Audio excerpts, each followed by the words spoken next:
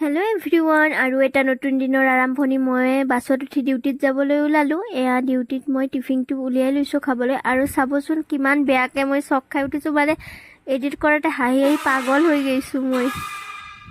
মানে আমাৰ অফিচৰ দৰ্জাখন মানে অকণমান বেয়া হৈছে, সেইকাৰণে আৰু চাউণ্ড হয়, সেইকাৰণে চক খাই উঠিছোঁ। কোনোবা আহিছিলে। তাৰপিছত এয়া প্ৰসাদ আনিছিলোঁ, আৰু আজি বেলেগ অনা নাই, প্ৰসাদ আৰু বেদনাই আনিছোঁ, তো তাকে খাই লওঁ। আজি কিবা এটা কামৰ কাৰণে অফিচৰ পৰা সোনকালে ওলালোঁ, আৰু একদম ভৰ দুপৰীয়া ইমান ৰ'দ দিছে, মানে গৰমত অৱস্থা বেয়া। মই এয়া বাছত বহি লৈছোঁ, আৰু বাছখন বা কেতিয়া যায় নাজানো। অকণমান বতাহ মেলি আছে, সেইকাৰণে অলপমান ভাল লাগিছে। আৰু মই এয়া ঘৰত খোজকাঢ়ি যাই আছোঁ, ছাতিটো মেলি লৈছোঁ কাৰণ বহুত ৰ'দ।